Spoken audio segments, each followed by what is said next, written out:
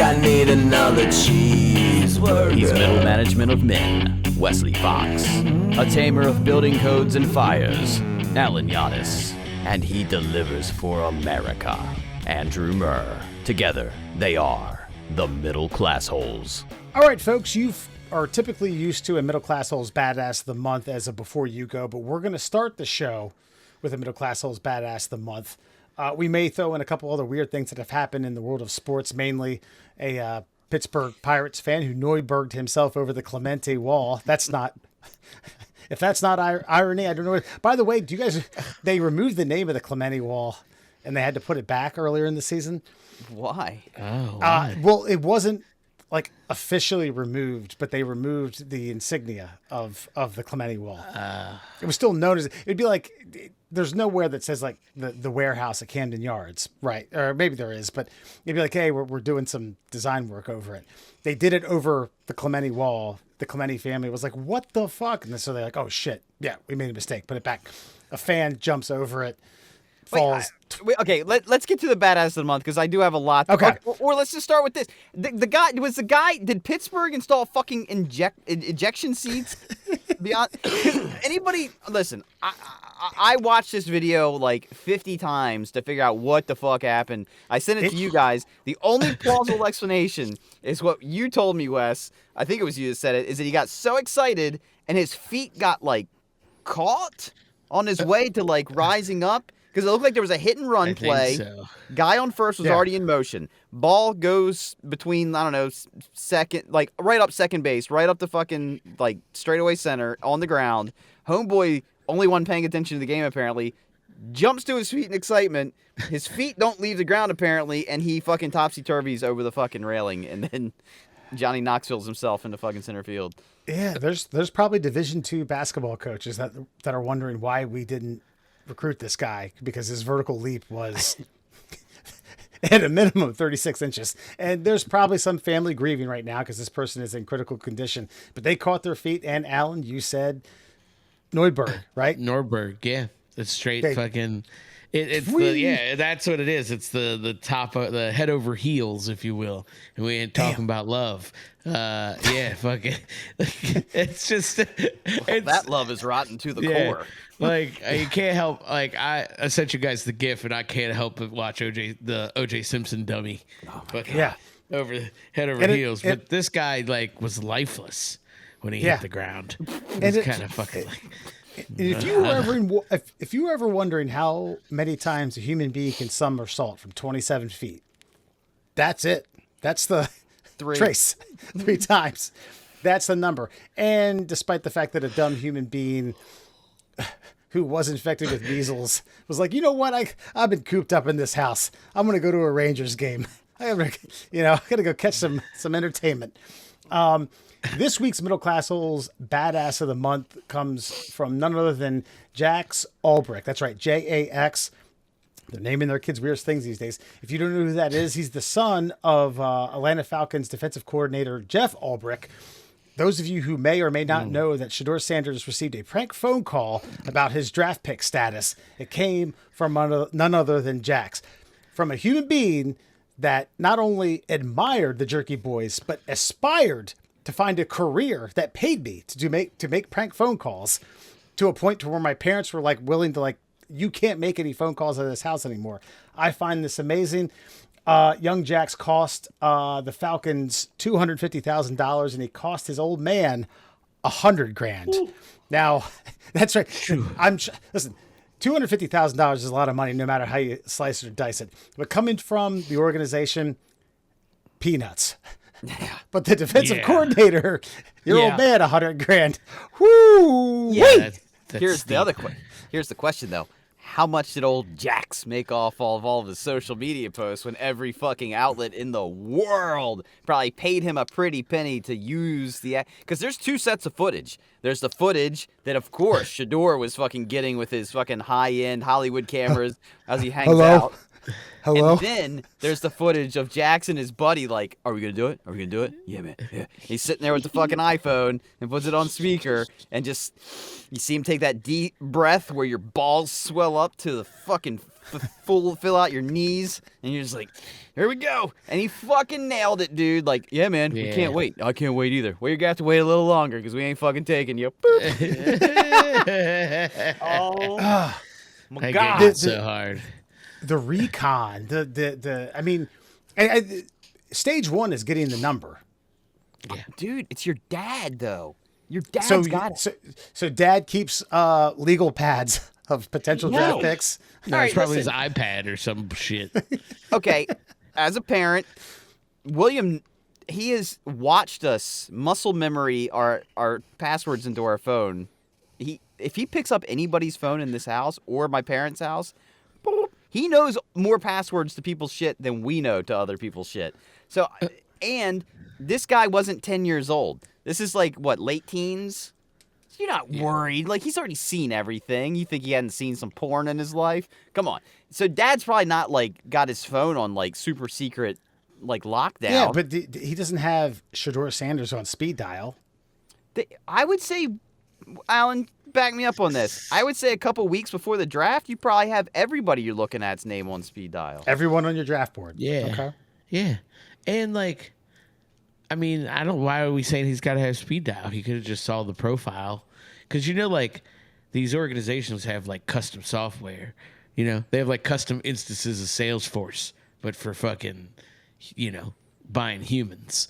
And fucking, it's great. But, they put all the stats in there, just like your fucking sales team. Like, yeah, I think he probably walked by and was like, I'm writing that down. Yep, and that's it. Yeah. That's all. Okay, so like we would have done it. Okay. After what point do you think him and his buddies started formulating like, hey, this sounds like a great idea? First round, second round? No, third? halfway through round two, probably a quick convo. Dad, you guys taking him? It's like, nah, we're either gonna sit on him or it's just not gonna happen. And then it's like, hey, Billy, come with me. That was it. That's the start of the plan. And the old man, he wrote a quote. It's something that I brought upon myself and my son brought upon himself. Kudos to the dad for falling on the sword, because for a fact he had nothing to do with that bullshit, and he has to be a dad, and a dad has to reign under his empire, for lack of a better term. The old man has to be like, yep, I'm he's my son, and what he does is part of my responsibility. Because as a matter of fact, I got caught doing hijinks of 1,000 different varieties. Prank phone calls being one of them. And my old man was like, "You're not the only fox that lives under this motherfucking roof. God damn it!" So, and I was like, okay, and I'd give it about a month, let the smoke clear, and then that would do a laser beam at somebody. Here, in my opinion, is what solidifies him. He might end up being badass of the year. Year? I mean, this is already the earliest candidate that we have. And I think it's going to be hard to top him because, not just because of what he did to who he did it to in such a high-profile way. It's the fact that ever since caller ID was implemented into America, the prank phone call has basically been a thing of the past. Yeah. This, because of all the circumstances, everything just fell into line like a fucking solar eclipse, and it just said, we may have the prank phone call now. Because Shedeur knew that the better part of it is he had to know that it was somebody of an official status calling him, which is what that phone number allowed. Yeah. Because it's like, oh shit, this is Atlanta. This is somebody from the Falcons. I gotta answer it.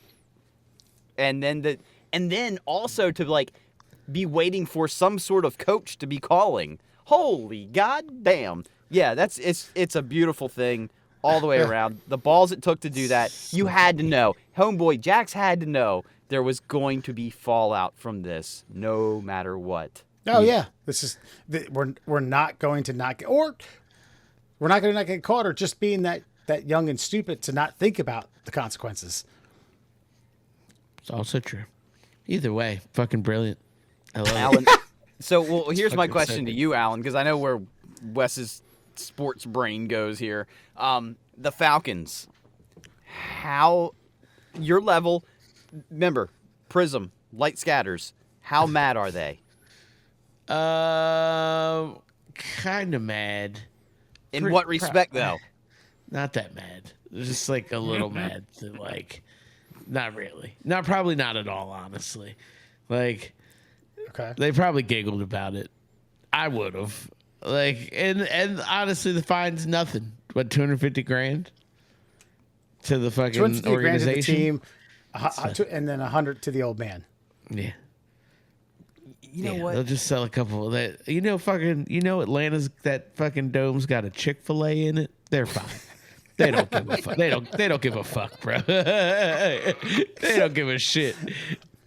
Yeah. They're fine with it. And couldn't have been done to a more humble human being. You know what I mean? I think That's right. See, I got coaxed into making a prank phone call to someone who was trying to get his way into Arena Football League as a scout. Oh no. Jesus. Yeah, and that feels way more ignorant. I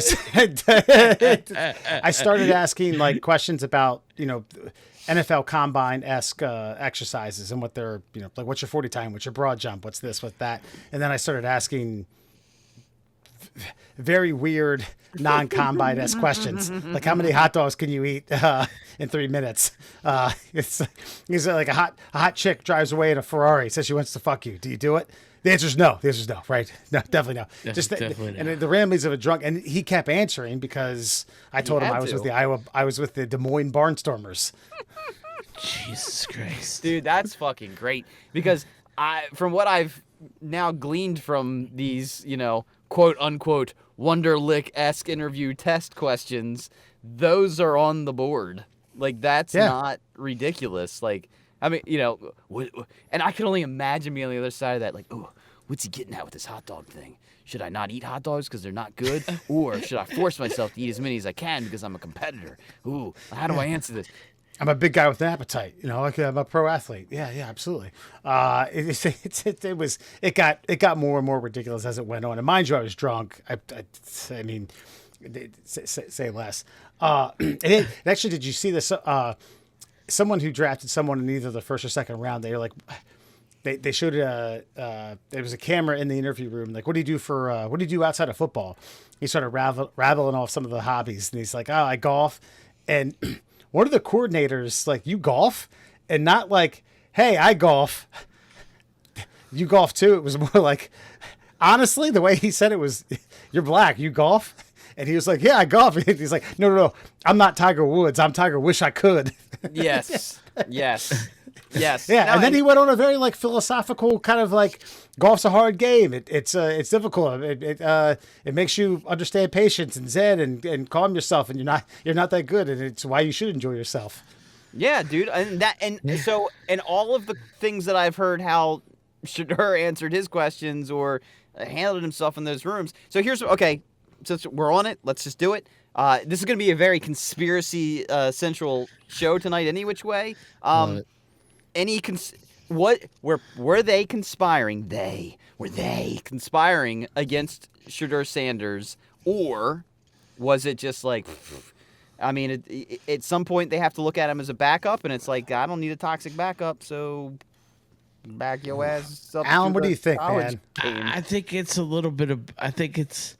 Like a little bit of fucking, I don't think there's like collusion per se, but I think he did enough himself to hurt his brand, like through the interviews, and then he skipped the combine, which is always fucking a good sign. Like, and let's be frank, that team with what 13-11, fucking, and they retired his jersey. He was there for 2 years. Like, stop it. Like, he did it to himself, in my opinion. And as, like, we learn more after, now that everything's gone and, like, all the front office guys aren't fucking so tight-lipped, like, you're hearing different teams' front offices be like, yeah, he came in, we sent him fucking packages to study, and he didn't fucking look at them, like, and then was offended when he got called out about not looking at the packages. Like, This is a profession, and you're mediocre. Let's be fucking honest. And they're not going to fucking tolerate this bullshit. You could have been a brand that could have helped them. They could have brought you in, worked with you, maybe got you a starting job somewhere. Or you could land at the Browns fucking doing Brown stuff. And that's what happened. It's doing Brown stuff.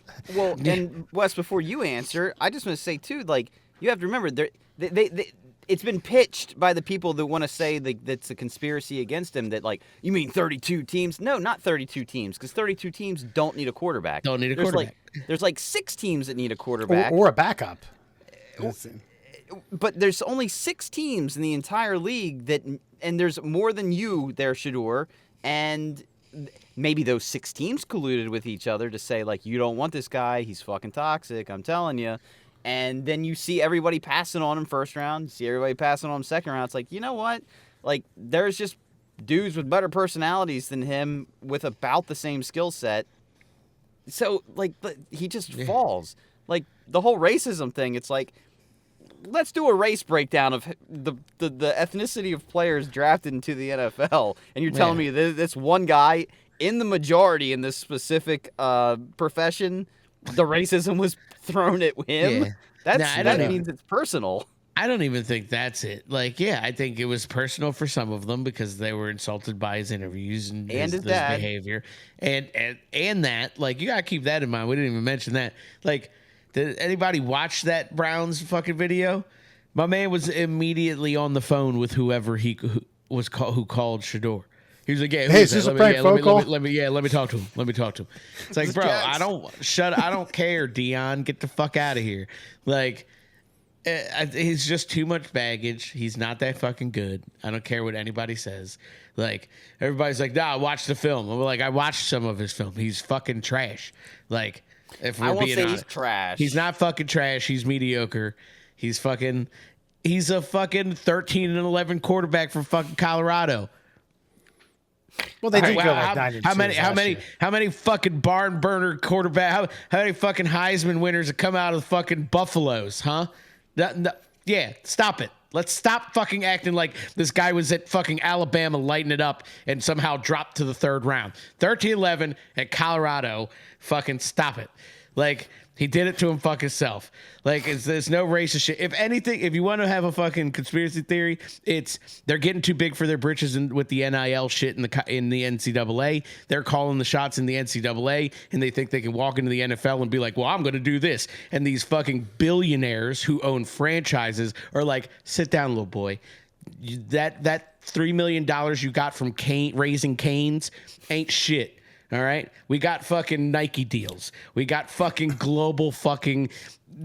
We got Nvidia deals. We're fucking buying oil from the Saudis ourselves to power our fucking stadiums. Fuck off. That's what the fuck happened. Like, let's stop it.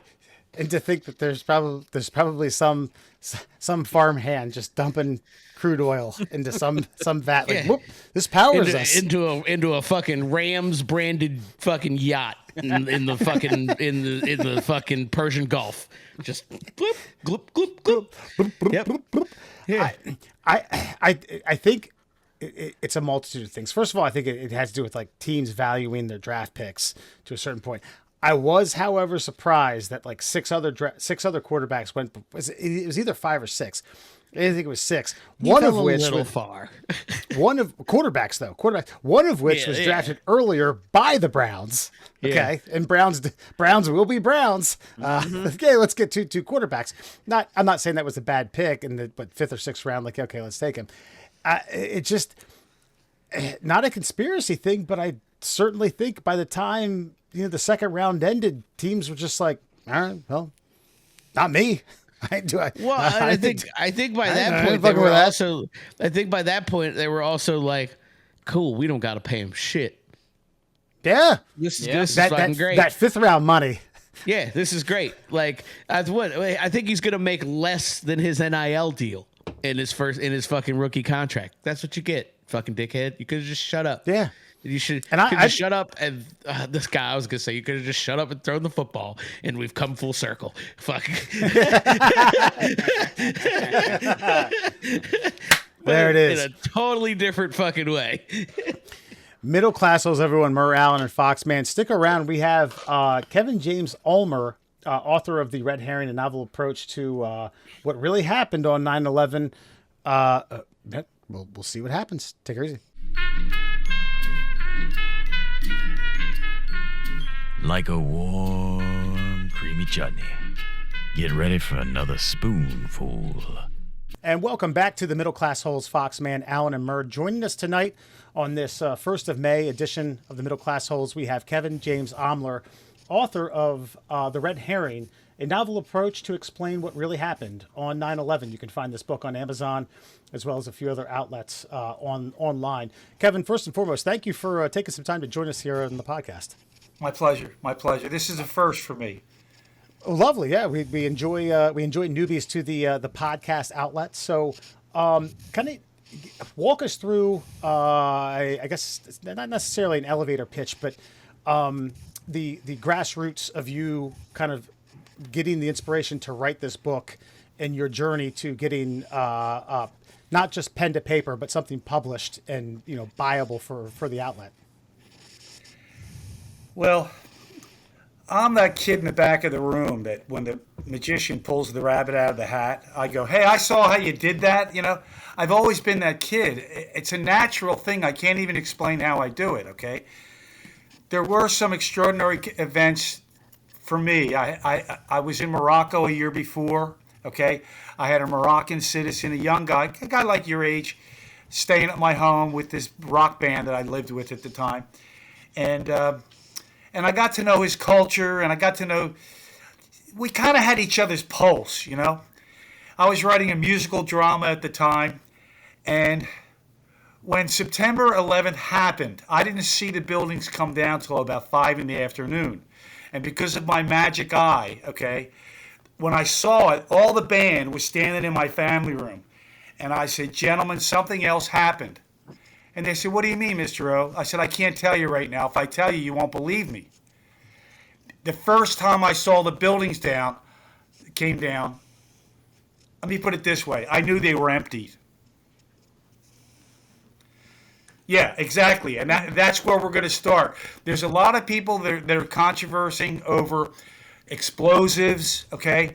And how could this have happened, and national security and all this. I took a completely different route, okay? Mm-hmm. The trade towers are the hardest part to justify, but I can. I went back to the plane that crashed in Pennsylvania, okay? Flight 93. And that's where I'm going to start with you guys tonight to explain how I came, not to affirm myself, because it's such a wild idea.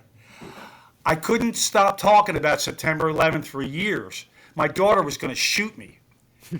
And then I said, okay, I'm going to get it out of my system. I'm going to write the book.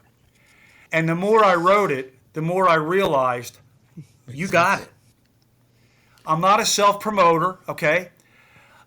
I will prove, and I tell people in the beginning of this book, if you give this a chance, I will prove my theory to you. No one else has been able to prove any theory that we've been given about September 11th, have they, Alan? Not really, nobody. To be There's honest. been a number of groups, architects and engineers for 9/11 Truth is kind of the front runner in terms of the conspiracy theorist groups amongst a handful of others, none of which have been able to definitively prove. But Murray, you were going to ask? Yeah, okay, before we get into your specific theory, there's a lot of theories about 9/11 that are floating around in the ether, and I mean, we've mocked some of them. I don't know if I can mock a lot of what I've read parts of the first chapter of your book. I don't know. I think you and I might agree on more than we disagree on. But Good. Which theories that are out there floating around, like especially in the truther movement, do you think are completely nonsense and you can't find yourself buying into those? Well, Wes brought up something the other day. He asked me, he said, have you heard of this lady? And I forget her name, Wes. Judy Wood, and she had her theory. Did she give like a symposium on TV and basically the building dissolved like or something?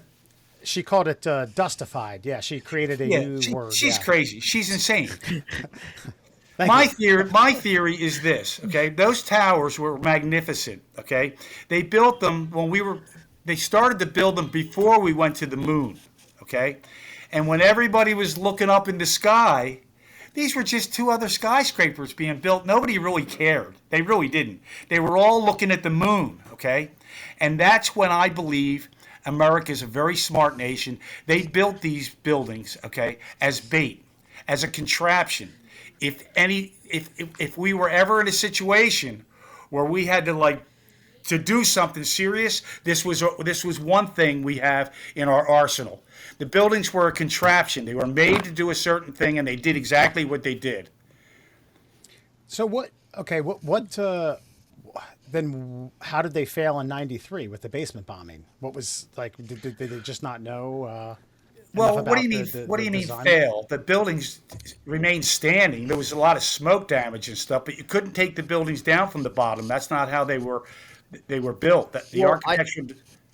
I guess let's clarify what you mean by these things were designed for a purpose. Were they designed to come down, in your opinion, or they were just simply designed as a beacon of, like, if you're going to attack us, you're going to attack us here, because we're going to make this thing so big, so spectacular, that this is the central point. This is the antenna that we want that lightning strike to hit. Is that what you mean, or do you mean they actually built them to fail? All of the above.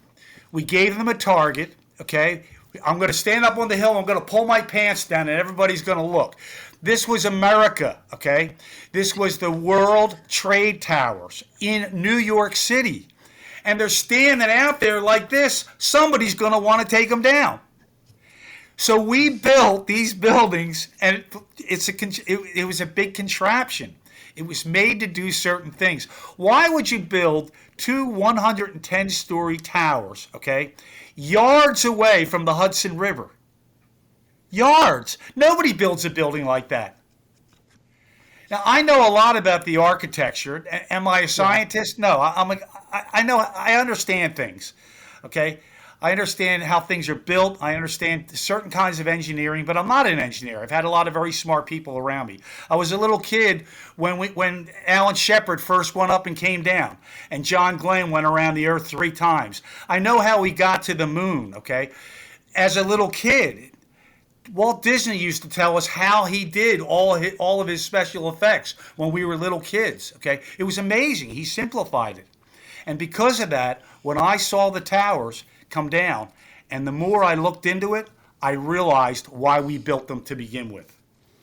So, to go back on my question, though, they were attacked in '93, right? Yeah, I guess they say they were. Yeah, and they tried to bomb them from the basement. Okay. That wasn't Timothy McVeigh. That was the other bombing. McVeigh was in Oklahoma City. Yeah. It was a subset group. It wasn't Al Qaeda, but it was the terrorist who was in that organization. Then led to the branch eventually led to Al Qaeda. It's not. And I'm not going to remember the. Well, to be honest with you, that might have been. I don't know. I'm shooting from the hip here.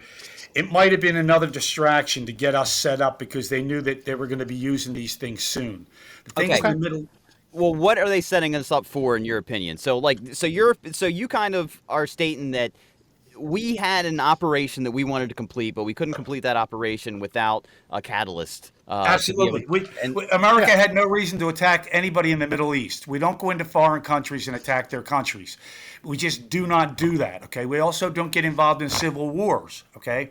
But Bush proved to Congress there were threats out there, viable for threats, and they weren't from a nation. They were from Islamist terrorists. And because of that, I believe Congress freed his hands to do certain things. Mm-hmm. When I say the buildings were a contraption, man, I have to really get into the whole architecture thing. The whole thing that holding those buildings up was the central core. You could have knocked out 10 floors, and if the cores were standing, it would have held up the rest of the building. Those cores were what am I trying? They were a. But you can if there's video of portions of the core standing after it collapses. It's upwards of around like 30 seconds. Well, yeah. Do you know how big the cores were? Well, I know a one floor was an entire acre. So I mean, do the math. Okay, when you look at the memorial fountains. Yeah, sure. Okay, that's the actual foundation of the building. Okay. Yeah. So it's 70 foot deep. Yeah, It's 70 foot deep. And in the middle of it, that big square that the water's running down, that was the core. That's the remnant of the core. And the core went all the way up through the center of the building. Yeah. And you could have knocked out 20 floors, and if that core did what it was supposed to do, it would have withstood the impact. So what's your point of contention is with how they fell and why they fell? Well, we took them down, okay? I wasn't going to get. I didn't want to get into all that for time's sake. I give a vivid description in the book on how the buildings reacted to the planes, how the buildings were spec'd. I'm sorry, how the jets were spec'd right into the building, okay, by an engineer called John Skilling, and they were only. I think they were only using like a 20th or. It's all. I don't remember all the facts and figures, but it was only using about 20% of the fuel that was originally spec'd into it. But Kevin, they were what they were spec'ing for was a DC 707 getting lost in the fog, approaching LaGuardia or Kennedy. That's kind of like, hey, we're landing. Holy shit! There's the Twin Towers. Of course. Okay, that's what they spec'd them for. So let me ask you this. If on that accidental day the plane came through the fog and crashed into the buildings, didn't they have any fire drills? I mean, do you mean everybody above the impact was automatically going to die? I would assume yes. I mean, I just don't think they ever. I mean, if a plane hits a building like that, one, they think it's going to be. I mean, assuming the way the architecture was done, they would assume it's going to be an accident. And then they would assume it just never was going to happen, especially with planes that large that were built after the 1970s and the 80s. Like, the planes that we have now are much larger than the planes they spec'd for when they erected them. And I also don't think I don't think they assumed that 7 of the 8 stairwells were going to get bashed to bits. And the 8th being discovered by a gentleman named Ario Palmer, FDNY, who then, when he found it, I think they had like 10 minutes after he said, holy shit, I found a stairwell. All right, if I can interrupt you guys, because we can go on for weeks talking about this, okay? My intention is to prove to you that the buildings were emptied. After that, we can talk about how the buildings came down and what their strategy was. Okay. Emptied, like when the planes crashed? No. So beforehand. Emptied afterwards. The buildings had sweet spots in them, okay, that were made for the planes to crash, okay? So for us, they didn't want the enemy to know our plan, right? So they had to trick all of America into going, oh my God, look at that, right? And that was the trigger for the entire day.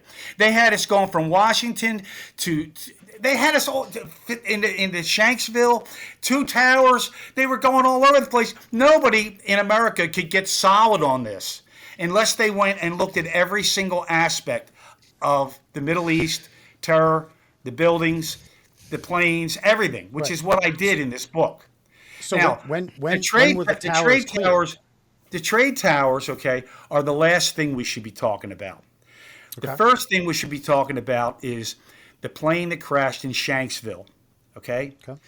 There were 2 expert witnesses. One was Wally Miller. He was the coroner.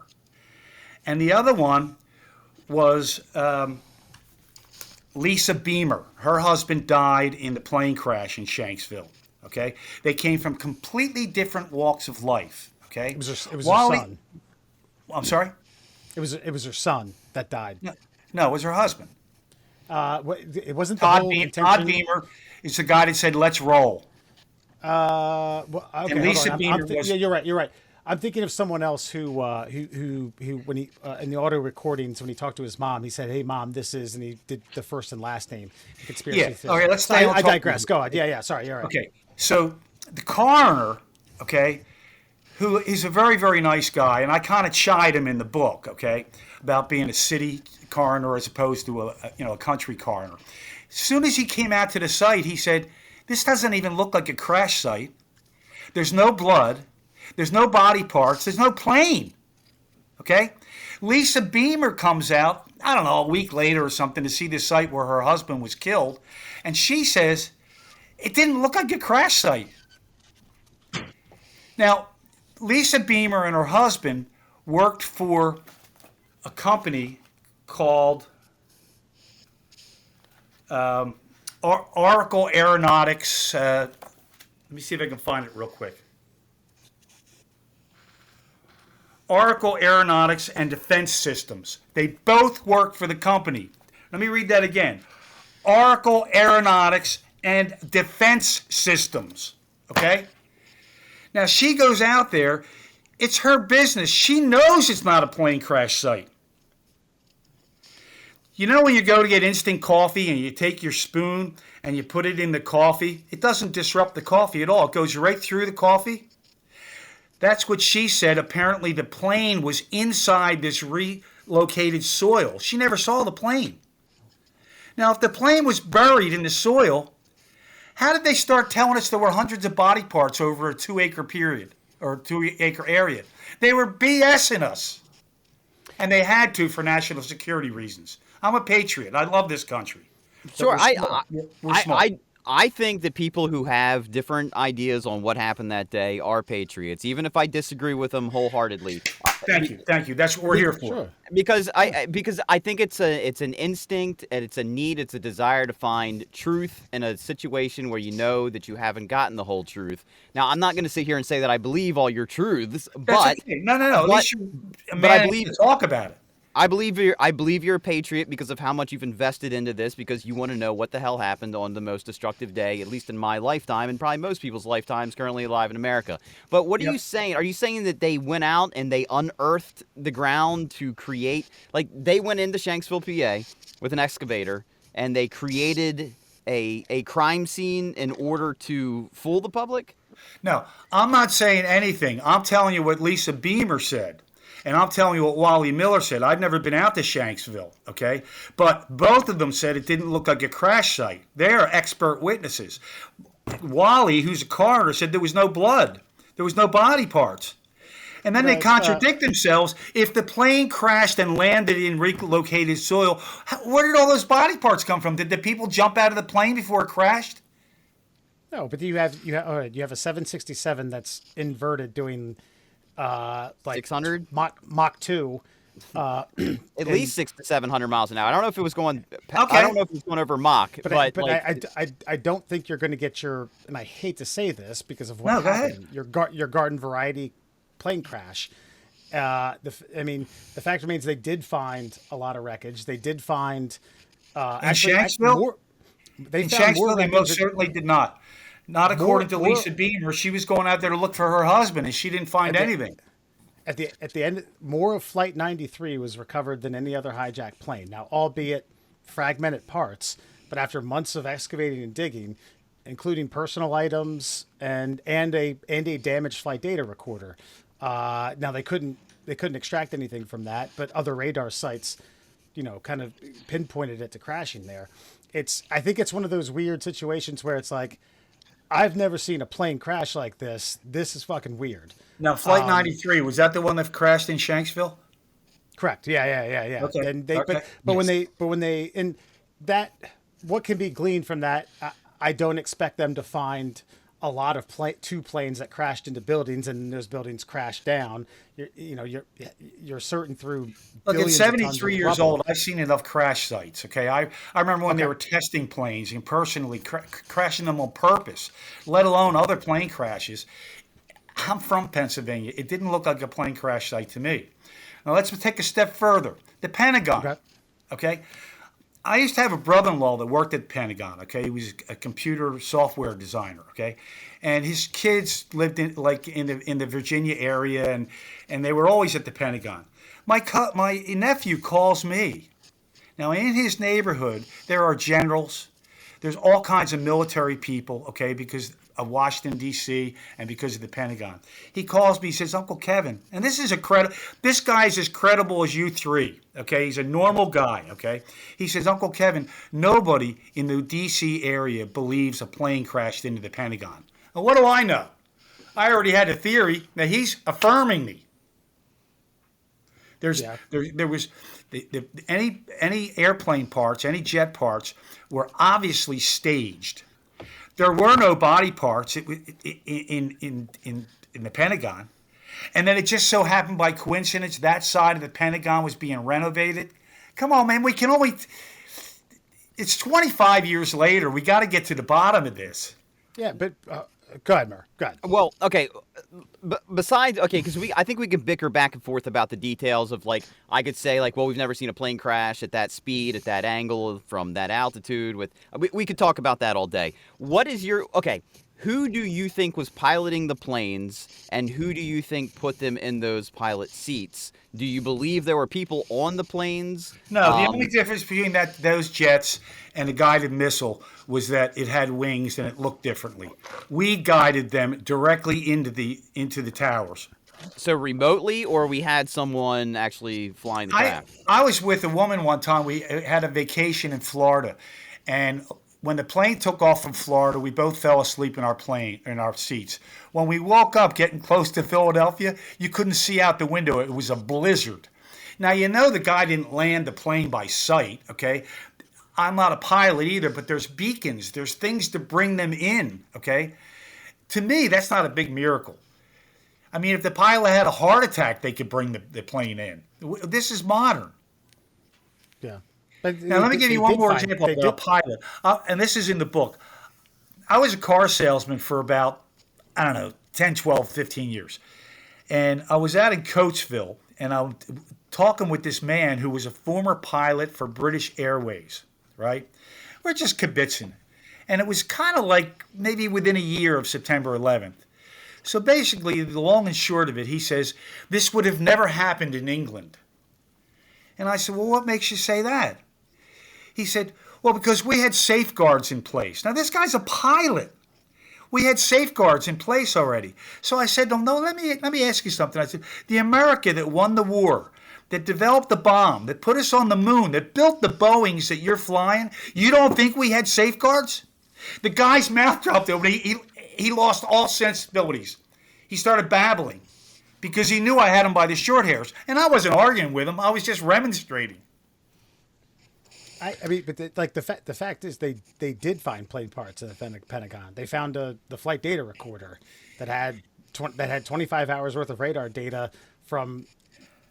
Like we would know because they told us.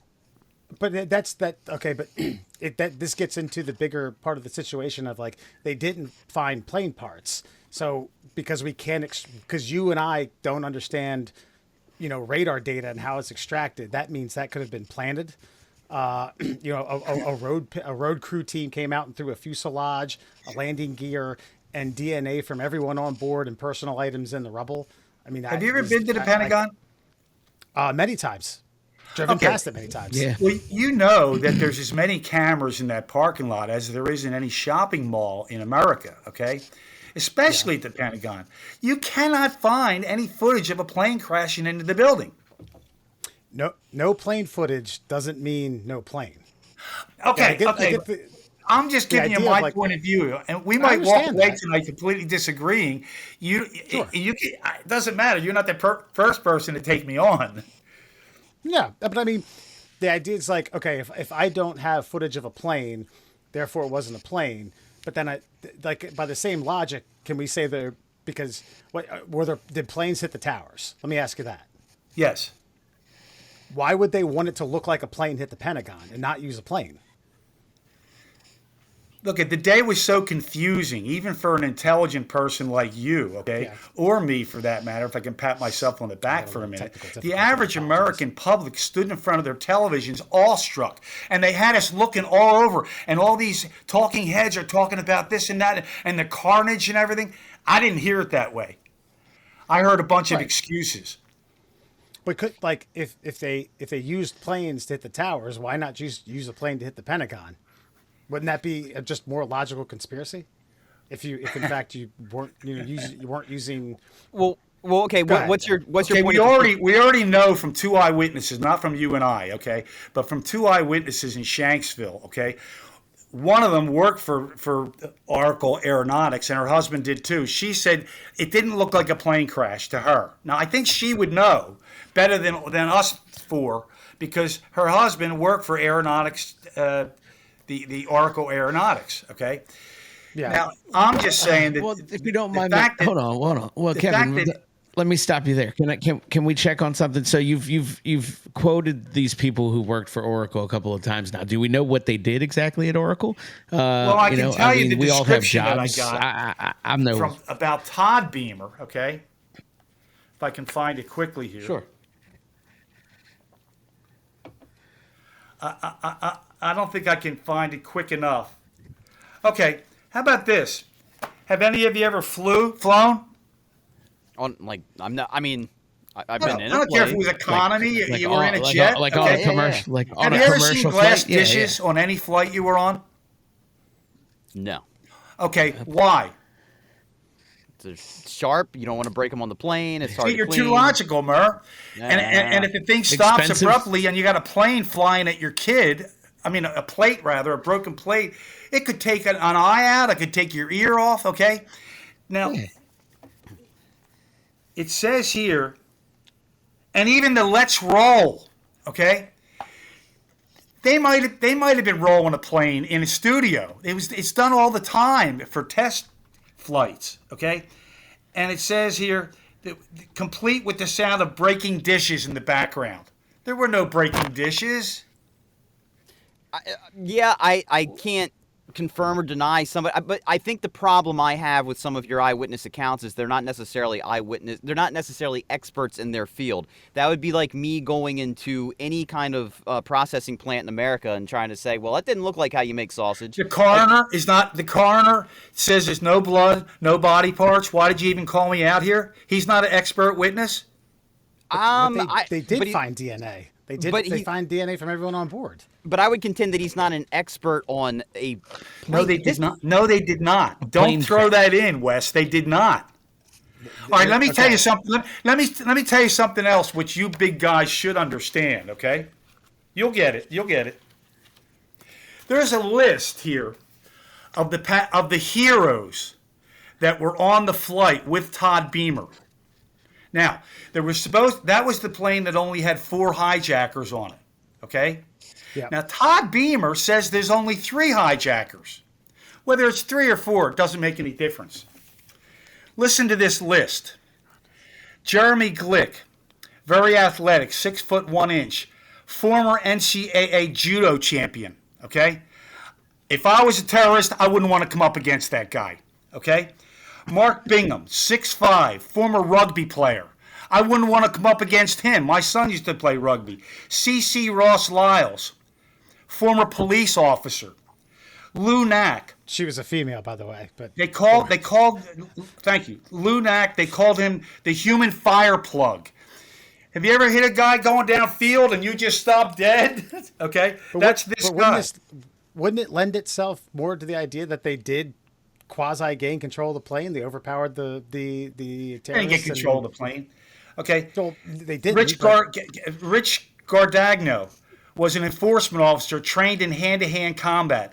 Linda Gronlund has a brown belt in karate. There were only 3 or 4 people on the damn plane, and I'm not even going to go on anymore.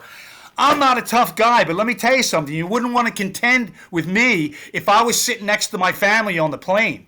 No, if I told you, Murr, if I said, Murr, I'm going to run in there, okay, and I'm going to grab this guy, jump over my right shoulder, you would do it.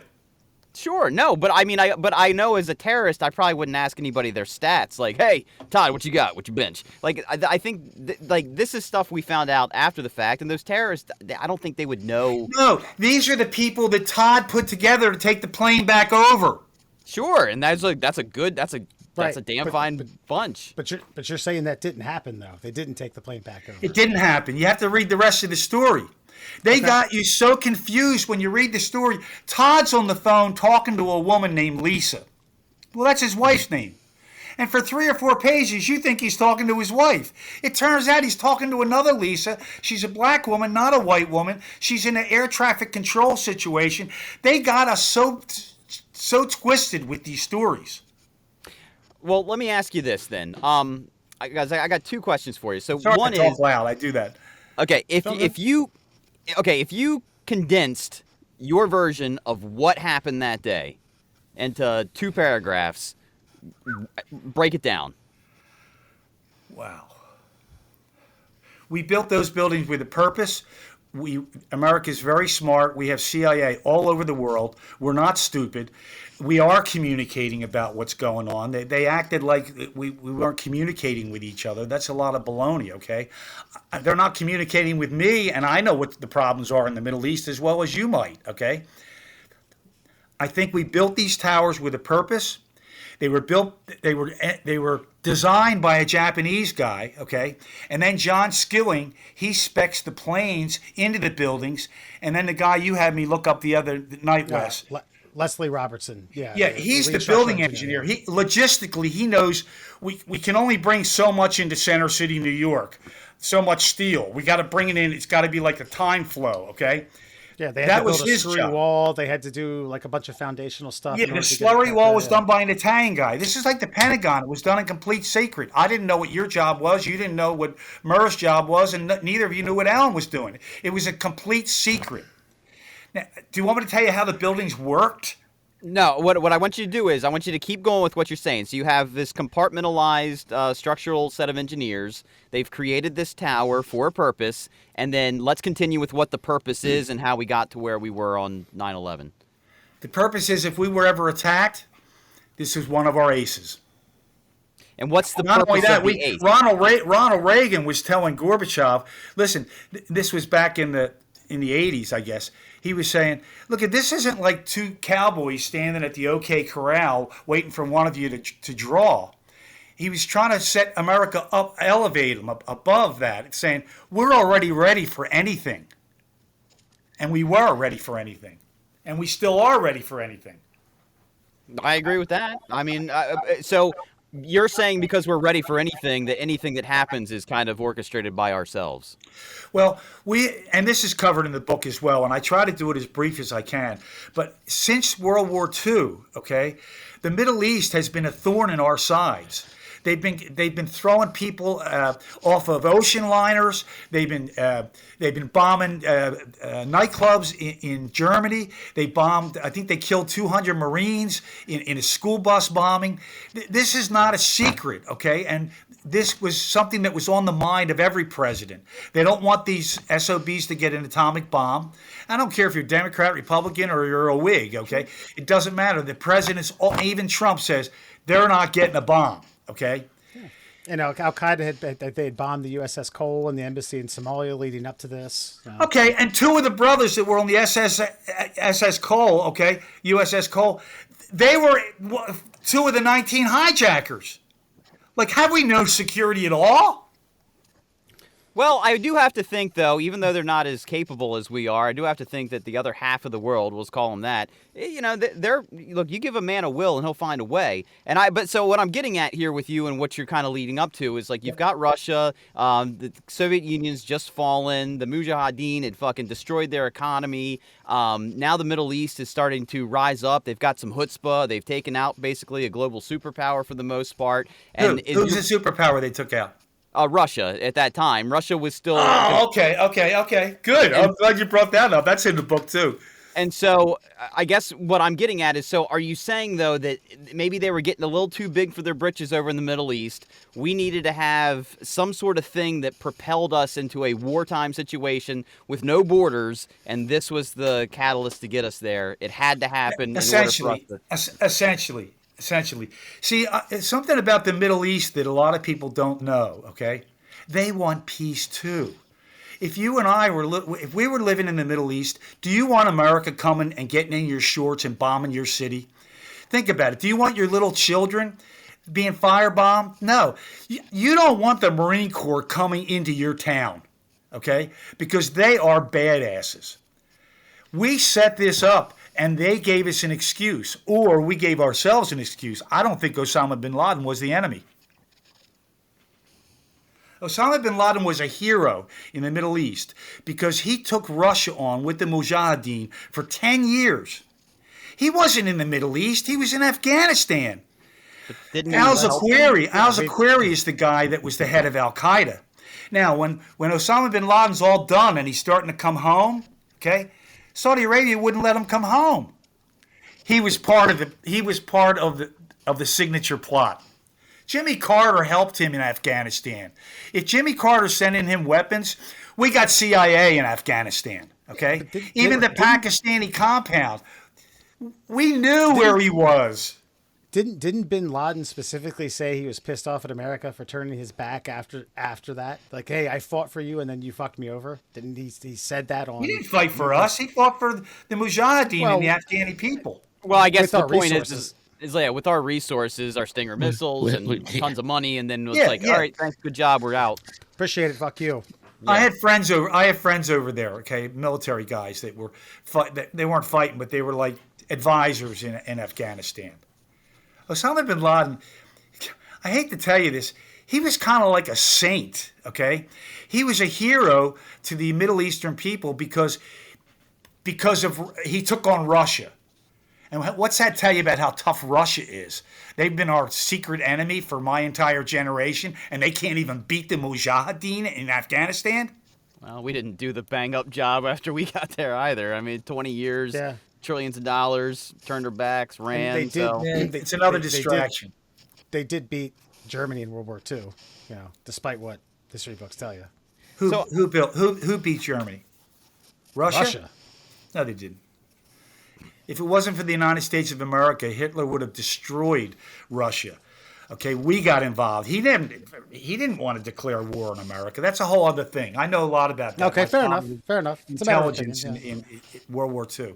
Well, I think the reason I bring up the history and bring it to the modern day is because I guess my point is I don't know if it has to be as complex as you deem it to be, because I believe that we had intelligence that said that this thing was going to happen, and we didn't try very hard to stop it. And I think there was probably some secret meetings behind closed doors that were like, hey, Mr. President, we got some information that in this time frame that this specific thing's going to happen. What do you want to do? And they kind of just sat on their hands, and something happened. Some guys took over some planes, did a really shitty thing on a really beautiful day, and it still gave them everything they wanted to do, but it's not as complicated, I don't think, as maybe some. I am glad that you don't think it was controlled demolition. I'm glad you don't think that they brought. Well, it depends on what you mean by controlled demolition. Well, you know what? Why don't we wrap it here? Why don't you tell us what you mean by not a controlled demolition? Well, we do know that if you build two 110-story buildings, you don't want them coming halfway down and tipping over and falling off into the rest of New York. You got to bring them straight down. I've seen enough buildings built and enough buildings brought down. But when I saw the towers come down, I'm still trying to figure out exactly what I saw, because they came down different than any other building. You know when a rocket takes off, when America was shooting rockets off, there was like a we'll call it a pole next to it. And as the rocket would take off, the pole would disengage. Okay?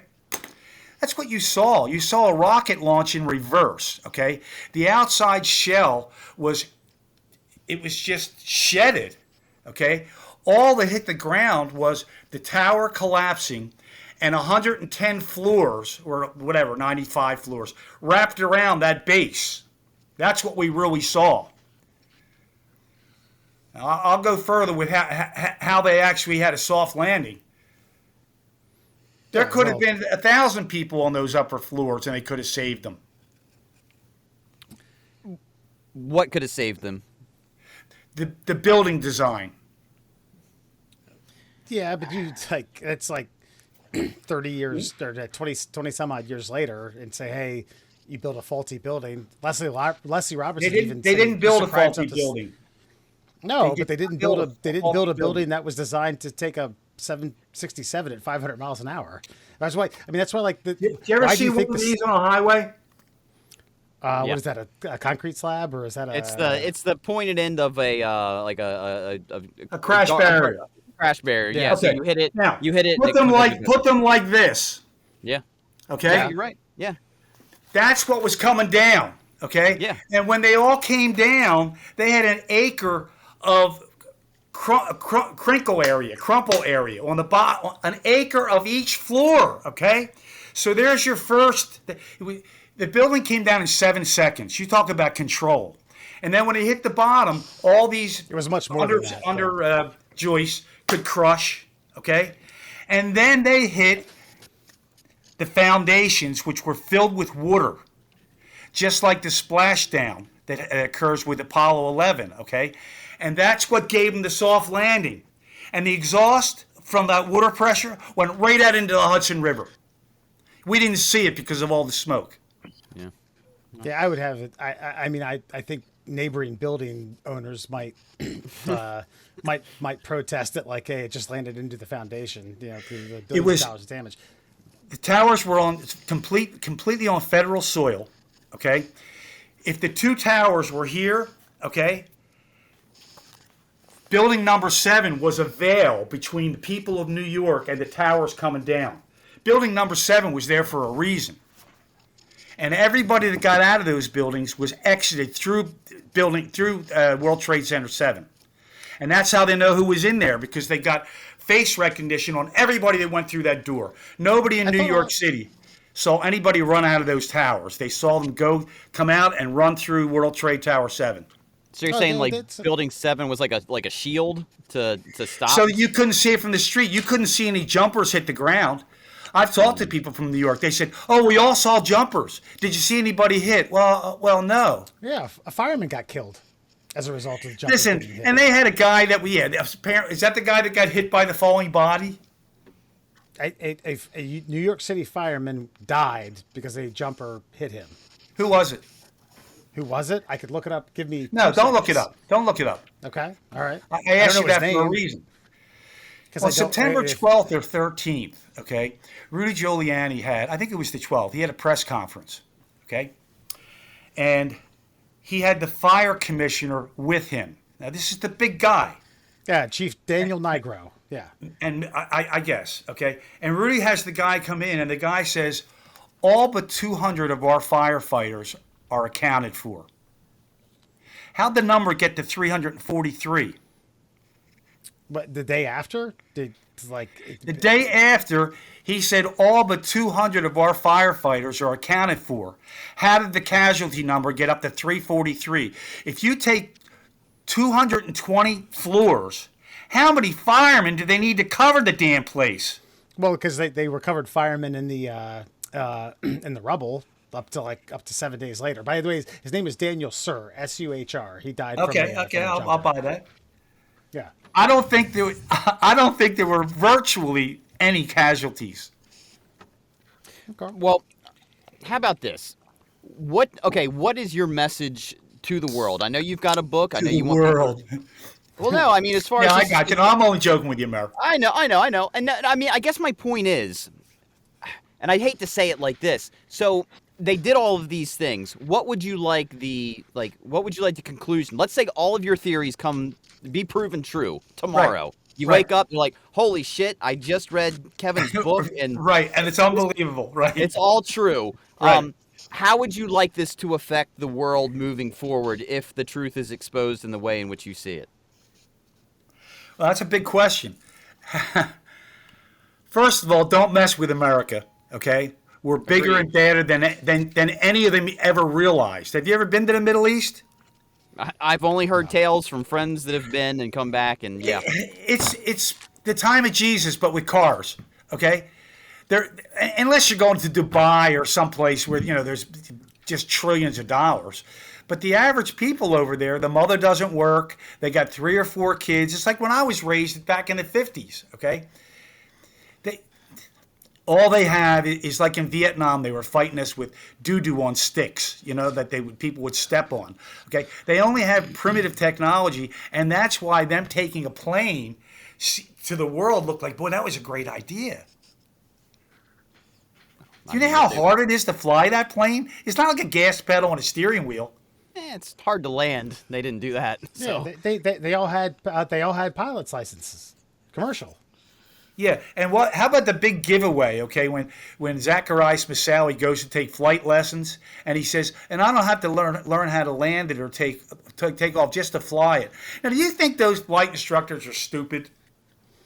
No, but I mean, one of them was from Bowie, Maryland, right in our backyard, and he was like, Why did they arrest Zacharias Masawi? When? When he was taking pilot licenses? In Pilot August, license? in August before, of 2001, a month before the blessed event. That actually is a great question, and I know for a fact that that's covered in the 9/11 Commission report, where they specifically it's say all we covered. fucked up. Yeah, but negligence doesn't mean, hey, why? If they wanted it to happen, they wouldn't even have questioned him. They wouldn't have arrested him. Okay, how do you? If you read the report, and I don't have all the page numbers like I should, but I think it's page 270. First of all, no sane person is going to read the 9/11 Commission report. It's fucking boring. No, you couldn't. It's, no. Yeah. I have a book test I do. Remember the trick eye I told you I have? Yeah. I don't know how I do it. I flip the pages and I find something interesting, okay? I think it's page 274. An FBI field guy is meeting with an FAA muckety-muck.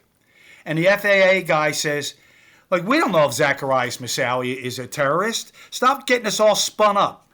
And the FBI guy says, I am trying to get you spun up. I'm trying to stop terrorists from crashing a plane into the World Trade Towers.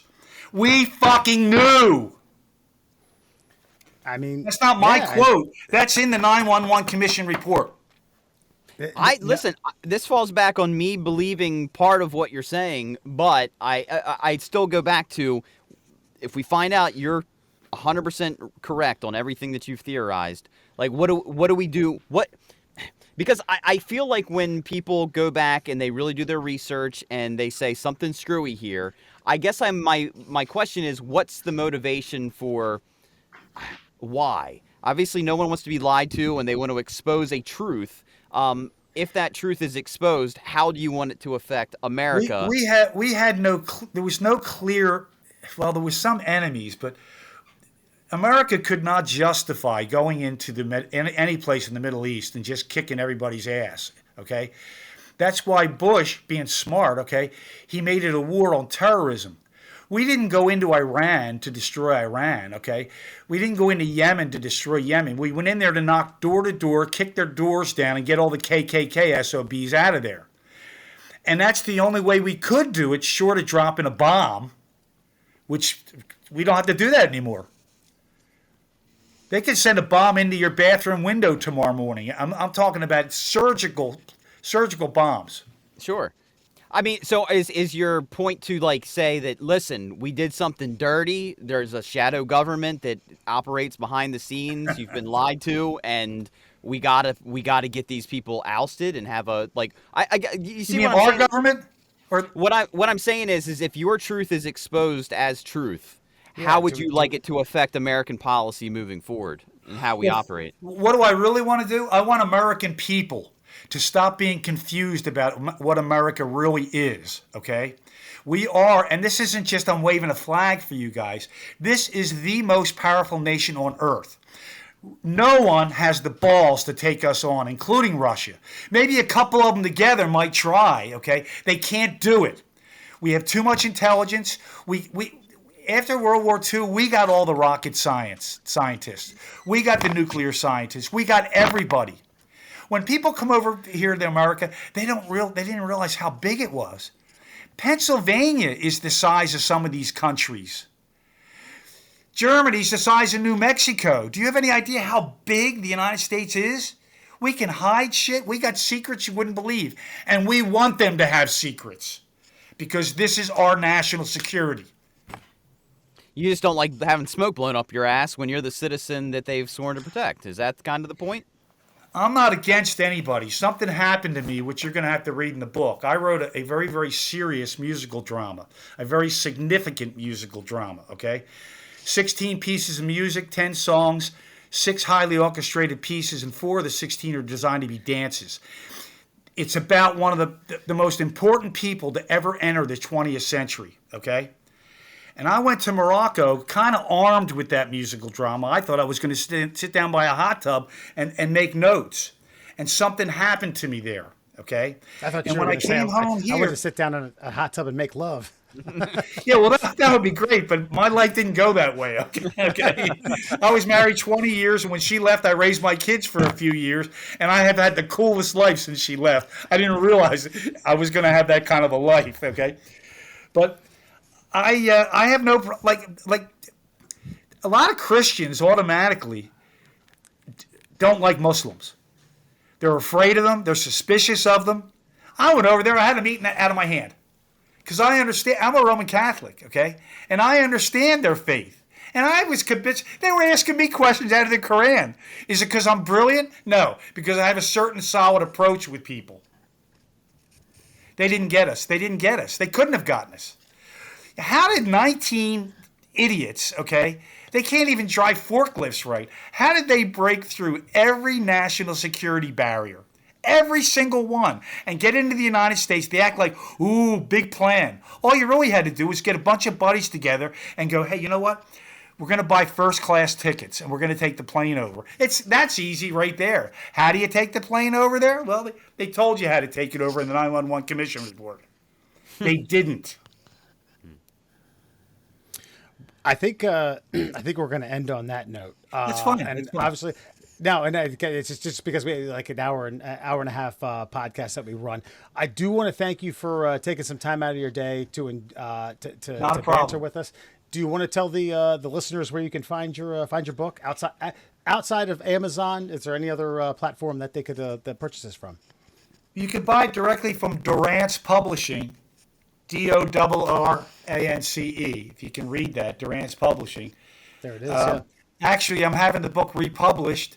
I re-edited it. I cleaned it up. I had some additional ideas I put in there, and it's going to be published by Penguin Publishing. We just did the final edits, added some illustrations, and I would say it's probably going to be out in the next month. Penguin Publishers. All right. I didn't change the title. I didn't change anything. That's Kevin James Omlor, The Red Herring. Folks, check it out if you're interested. Thank you for your time. We'll be back with Fun Fact Friday and Before You Go. We aren't doctors, but we'd love to take a look at some more of the Middle Classholes. And welcome back to the Middle Classholes, Foxman, Alan, and Murr. Thank you, Kevin James Omlor, for joining us and entertaining us for, 45, 50 minutes. Entertaining is correct. That's right. You can check. Riveting conversation. You can find his book on Amazon.com as well as I forget the publishing company he said earlier. Anyway, Amazon's Durance Publishing. Durance Publishing. He's going to produce an edited version here in the very near future. Look out for that. Murr, I think it's time to expand our craniums. I think it's time to get smarter. I think it's time to warp us up. It's time to warp us up with your Fun Fact Friday and your Ripley's Believe It or Not. Time. Warp. 2. Brought to you, of course, by our good friend, The Cuckster. Find The Cuckster on both TikTok and Instagram. That's Cuckster for Life. Cuckster for Life on both TikTok and Instagram. I usually ask Wes what the Cuckster's up to, but we all know he's just sitting on a chair watching his wife get railed out. You can also check out some of our other favorite sponsors, and that is the Shin Splints Recovery Group and what's the other one? Flat Earth Advocacy for Truth. The Advocates for Truth. Yes, Advocates Flat Earth for Truth. Yeah. Advocates for Truth, because I feel like today, of all days on the Middle Classholes, a little bit of truth would be nice to advocate for and find, if you would like to go and search out our other sponsors. Well, let's get to it. 5 fun facts for you fuckers on a Friday. Did you know Leonardo DiCaprio is the same age as Skittles, both born in 1974? I thought Skittles were older than that. Yeah, I thought so too.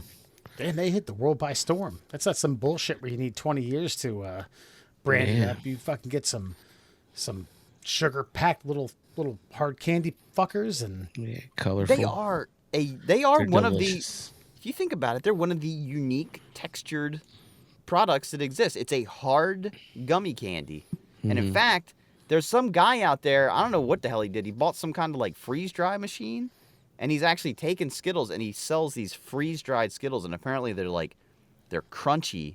But as you crunch and chew, they turn back into Skittles. The moisture, yeah. damn. Skittles, by the way, are the absolute best candy if you're trying to do the drop saliva down and slurp it back. I could see that. They're the best. They're the best. Get Trial and error here. syrupy spit. I did a lot of case studies on this. Yeah.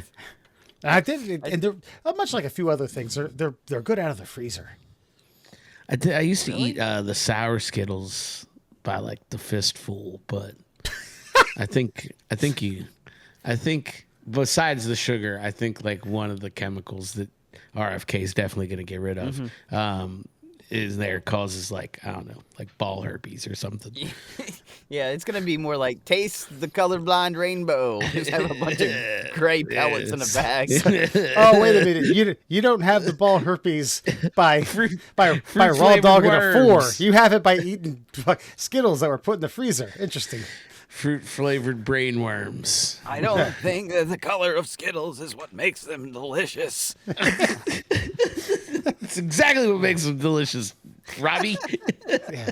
Sour Patch Kids, by the way, in the freezer are fucking. Now, see, I can see Sour Patch Kids, but I just feel like Skittles, you're building rocks. Like there's nothing. Yeah, that's like if you ever get a McFlurry, and you get the M&Ms, it's like why? They're fucking little chocolate rocks. They're fucking so hard to eat. I would think the same with Skittles. Best Blizzard of all time, by the way. He's got the McFlurry on is the Butterfinger Blizzard, in my opinion. Oh, yeah, it probably is. That's true. All right, look at that. Me and Alan agree on that's probably sweetness, yeah. Right. Unity! U-N-I-T-Y! Did you know? Sorry, that was a Rick James reference that it went over my head for a second there. I apologize. You had to. And you did the what's her face? Christ. Queen Latifah. Queen Latifah. Queen Latifah. Yes. Yeah. There you go. Did you know? Speaking of unity, when Hillary Clinton was born, Israel did not exist, and if she has it her way, it won't be there when she dies. I mean, we should at least have a conversation about them. This is all I'm saying. About the Clintons? Well, yeah, but also Israel. Yeah, well, I mean, it is a thing. It is an interesting topic. It's a thing. For some reason, like I don't even feel it's so, man. And it's after talking to Kevin. Like in the distraction and this and that and the people who are so vehemently taking sides like on a thing that's been really churning since the world's been burning. Yeah, I don't see how you have I do not see how anyone in this world has such a one or the other fucking mindset on this thing. Like I lean one way, but I understand the other side. Yeah. Yeah. There was actually when I was growing up, my dad's friend, Murr, you remember Everett? You may remember him.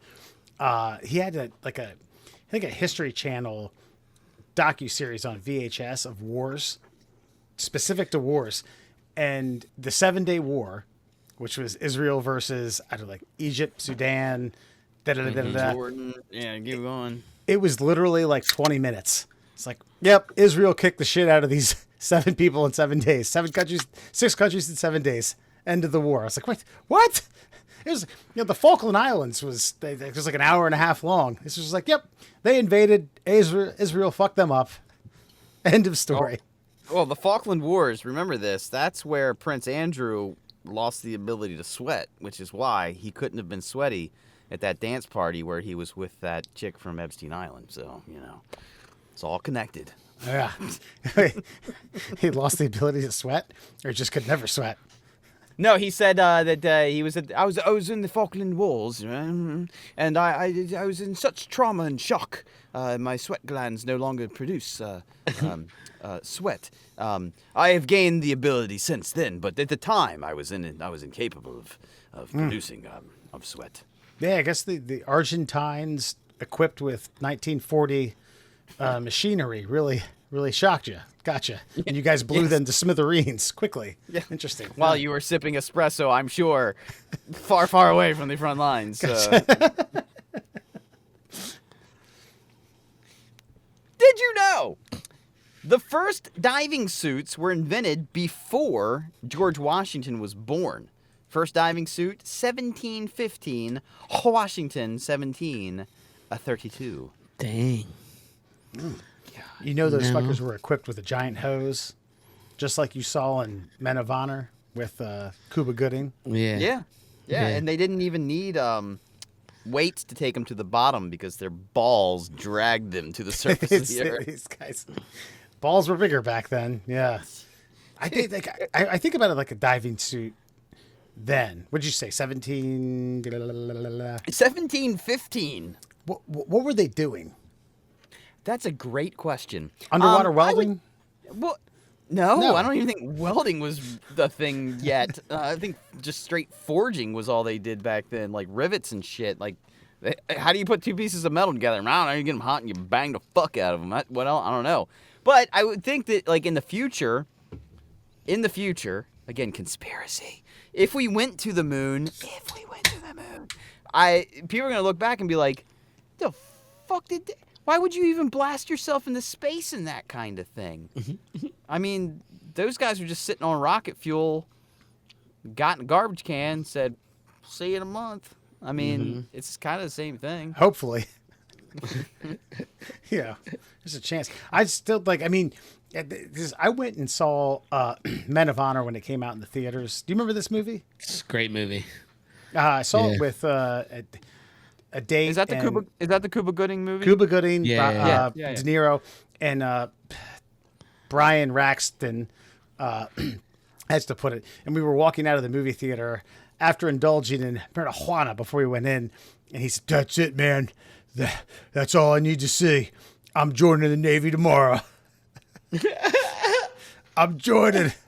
And he didn't. It's hilarious. Yeah, I know. Actually, as a matter of fact, Yeah. this is another good story. I ended up taking him to a recruitment place, and he went to the Marines, I think Army or Marines. And they asked him how many times he smoked marijuana, and he said, like 100,000 times. I don't know. And I was like, well, that would immediately disqualify you right now.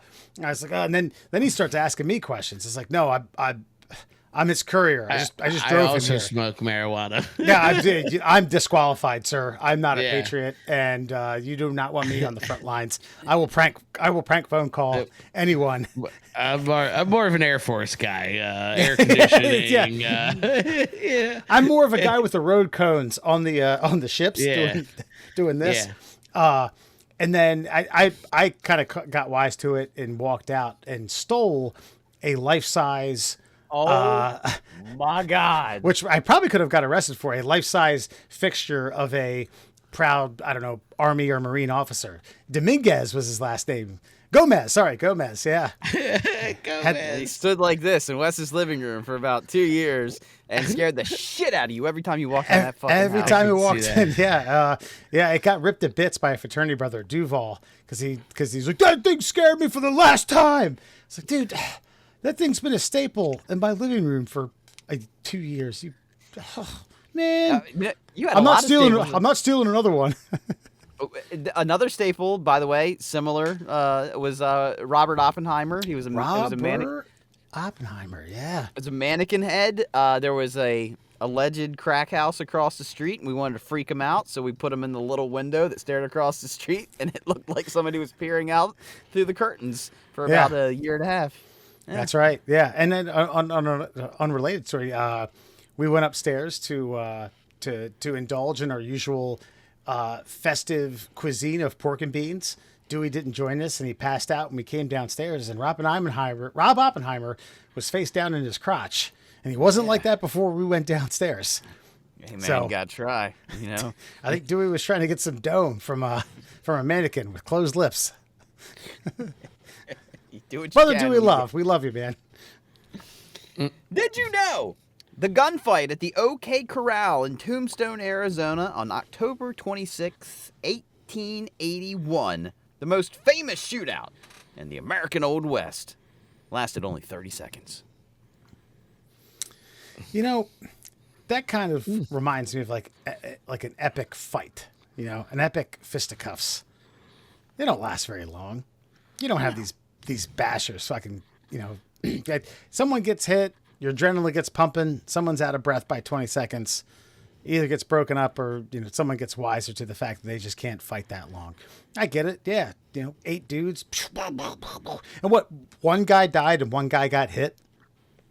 Yeah, I think one of the Solon brothers or One of the Earp brothers got wounded, and then one of the opposing guys got killed, which is what made it a victory for the Earps. But yeah, dude, I mean, like you said, people get winded quick. And by the way, the answer to this fucking onslaught fucking question that will not die on the internet currently about the 100 men versus the one gorilla thing, I literally saw a primate expert answer the question, and 30. he said 30 to 40. if you go in waves of 5, they are going to get fucked the fuck up Absolutely. for the first 5, maybe 10 waves. But a gorilla weighs somewhere between 400 to 500 pounds, and when you're swinging that much weight, using that much adrenaline and that much force on objects that maybe don't need it, you get winded really quick. Yeah. So if you just kind of like let them fight them, the first few and die, Yeah, just a couple fucking like sacrificial lambs. the latter 50 Yeah. will be able to take them out eventually. See, martyrs don't get to celebrate in the bask of glory because they're dead. In this particular situation, I find this very worthless. Like, Well, I here- guess it just here's- depends on what the selection criteria is, you know? Yeah, I mean, but what am I going to get a bronze statue in the middle of Baltimore as one of the gorilla slayers? No, you're just going to be alive. No, if I'm one of the first wave, one of the Oh, no, you'll just be one of those guys. yeah. Well, I mean, He's one of those guys that died.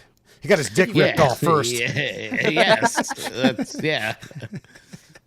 And Gorilla Robert made him- Oppenheimer got it shoved into his closed lips. If it's a bronze statue of a gorilla jamming my dick in my mouth, I may be okay with that. Yeah, it's flaccid, of course. Well, there's only like 300 of those fuckers left anyway, so I bet if we threw all of our manpower at it, we'd come out on top. They're all depressed. They don't have any fight in them. These guys. You go taunting the fucking gorillas like, "This is all yours. Gotta come through us." You can have it. Chuck Heston comes out like, "Hey, warned you." And finally, did you know Romania did not have color television until 1985, the year the Care Bears came out? Do you think that's why they did it? These bears, they make no sense. Oh, now I get it. Yes. Everyone in Romania got a color TV just for some shitty product placement cartoons. Actually, I wonder if there's a study on like the decline in gymnastics in Romania and when I don't know that. If you look back, I mean, they might. Who was the chick, the big Nadia chick? Nadia Comaneci. Hey, maybe she saw hope, and maybe she saw love from the Care Bears, and that propelled her to a perfect 10. I kind of think hope and love came from the fact from seceding from the USSR, but color TV and the Care Bears may have been it. I could be wrong. There is a documentary out there. I cannot remember they can't remember the third world fucking like old Soviet country. It might have been Czechoslovakia. It might have been Romania. It might have been Serbia. But the whole documentary is about how Chuck Norris like saved them all because they had just gotten some of the old Chuck Norris movies and they were bootlegging all of them. And these Chuck Norris movies all started circulating in the underground, and people were so like pumped up that they helped overthrow their oppressive regimes. Yeah. It's pretty boss, dude. Chuck Norris doesn't overthrow regimes. Regimes get fucked by Chuck Norris. Yeah. I didn't know where that was going, but I like it. Chuck Norris VHSs. I should have done that. Chuck Norris doesn't VHS. VHS. Chuck Norris. Chuck Norris is an analog. Analog's Chuck Norris. And that, my friends, is your Fun Fact Friday. All right. I want to give a special thanks to Kevin James Omlor for joining us tonight. You can check out his book, The Red Herring, a novel approach to explain what really happened on 9/11. on Amazon. We got a couple of things coming up next week. Good Bad Movie Review from Mr. Murr. We got another Middle Classholes Badass of the Month, the dumbass who tried to scale Mount Fuji 2 times. We'll get to that. Otherwise, take her easy. Hit us up. Keith, no email. Hilarious. I always love the gif when it happens in Ric Flair. It's like, woo! We'll end on that. Take it easy.